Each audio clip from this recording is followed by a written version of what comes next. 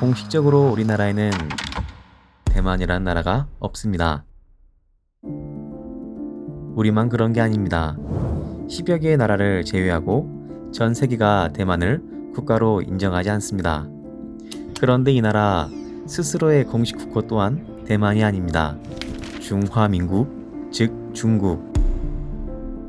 우리가 아는 그 중국이 아닌 또 하나의 중국입니다.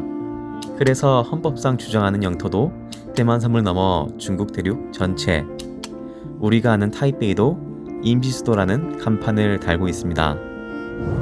하지만 세상은 이곳을 대만이라 부릅니다. 이곳을 살아가는 사람들 스스로도 대만인이라 부르지요. 그런데 국제사회로 나가는 순간 그 이름이 막힙니다. 대만이라 쓸 수도 중화민국이라 쓸 수도 없는 이상한 일들이 벌어집니다. 전 세계가 자기 나라 이름을 걸고 경쟁한 무대 올림픽. 그런데 이 무대에서 자기 나라 이름을 사용할 수 없는 나라가 있습니다. 바로 대만 혹은 중화민국. 대신 이들은 차이니즈 타이베이라는 이름으로 출전합니다. 심지어 국기도 못 들고 메달을 따도 국가는 울리지 않습니다. 국명, 국기, 국가. 나라를 상징한 세 가지가 이 나라한테는 금지되어 있습니다. 그것만이 아닙니다. 이 나라는 지금도 유엔 가입을 시도하지만 번번이 좌절됩니다. 그런데 여기엔 이상한 모순이 있습니다. 한때 중화민국은 이 유엔을 만든 나라 중 하나였습니다. 심지어 안전보장 이사회 상임 이사국이었죠. 그런 나라가 어쩌다 자기 이름도 쓰지 못하고 자신이 세운 국제질서 밖으로 밀려나게 된 걸까요? 타이베이 한복판 푸른 지붕의 중정 기념당. 이 나라의 초대 총통 장제스의 삶이 새겨진 곳입니다. 현재 대만에는 과거의 중화민국 총통을 보는 시선이 나뉘어져 있습니다. 영웅 혹은 독재자. 그 두 가지 시선이 1층 전시실에 반영되어 있습니다. 한쪽에는 국부로서 그의 기록이, 다른 한쪽에는 그가 억누리려 했던 대만 민주주의 역사를 보여줍니다.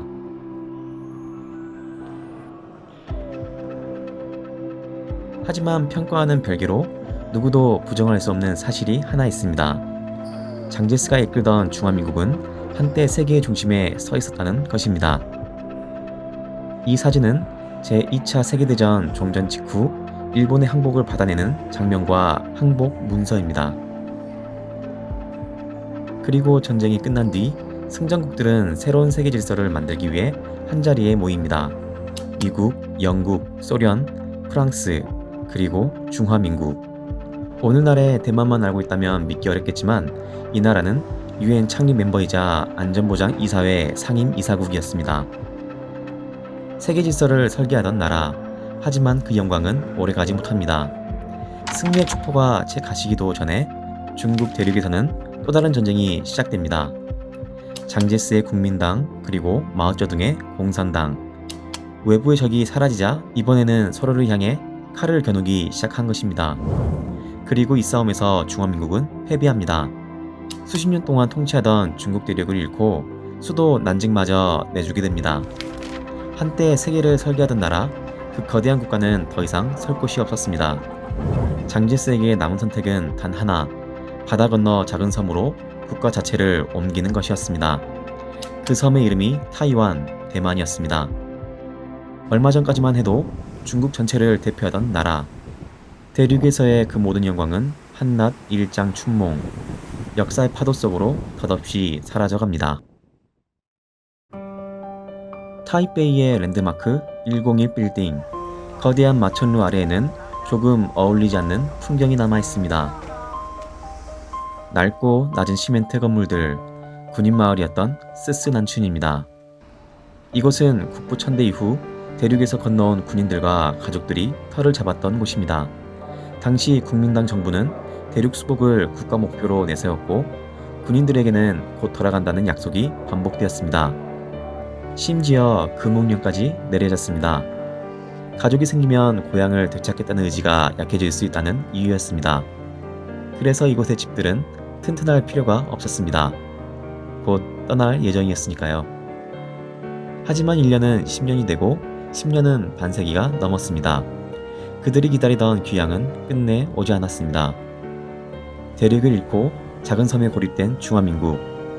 하지만 그 불안한 섬을 지탱해 준 것은 역설적이게도 냉전이 만들어낸 국제정치의 흐름이었습니다.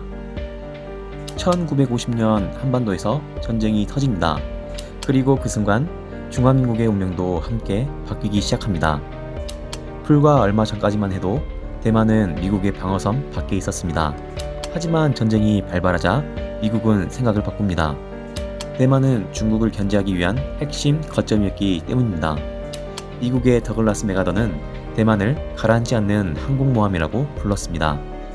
곧바로 미국 제7함대가 대만 해협에 배치되고 막대한 군사, 경제 원조가 쏟아지기 시작합니다. 대륙을 잃고 흔들리던 중화민국, 그들에게 미국은 단순한 동맹국이 아니었습니다. 언젠가 자신들을 다시 고향으로 데려다줄 나라, 마지막 희망이었습니다. 하지만 아시다시피 국제정치에는 영원한 친구도 적도 없습니다. 1960년대 세계의 판도가 요동치기 시작합니다. 한때 혈맹이었던 중국과 소련이 서로 총구를 겨누기 시작하자 미국은 새로운 선택의 기회를 발견합니다.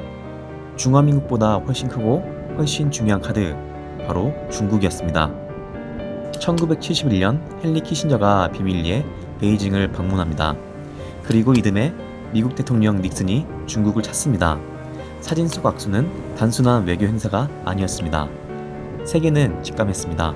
이제 미국의 체스판 위에서 중화민국은 더 이상 중요한 말이 아니라는 것을. 1971년 유엔 총회, 중화민국의 운명을 결정할 표결이 시작됩니다. 중화인민공화국 정부의 대표를 중국을 대표하는 유일한 합법정부로 승인한다. 이게 통과되면 중화민국은 자신이 세운 유엔에서 쫓겨나게 됩니다. 하지만 그들은 이미 결과를 직감하고 있었습니다. 중화민국 외교부장 저우스카이, 촉출될 바엔 유엔 탈퇴를 선언하고 스스로 회의장을 걸어나갑니다.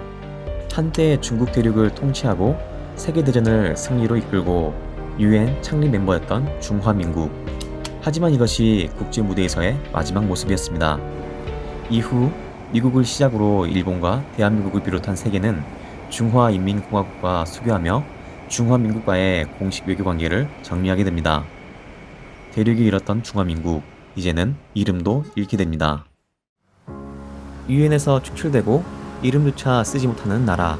하지만 이 나라는 어떻게 살아남았을까요? 타이베이에서 남쪽으로 1시간 남짓 떨어진 도시 신주. 예로부터 바람이 많이 불어 해풍으로 건조시킨 면 요리가 유명한 중소도시였습니다. 하지만 지금은 신주하면 나라를 지켜주는 신산이 있는 곳으로 유명한 곳입니다. 바로 전 세계의 스마트폰과 AI, 전기차 등 현대 문명을 움직이는 첨단 반도체가 이곳에서 만들어지고 있습니다. 1980년 대만은 국가의 운명을 건 선택을 합니다.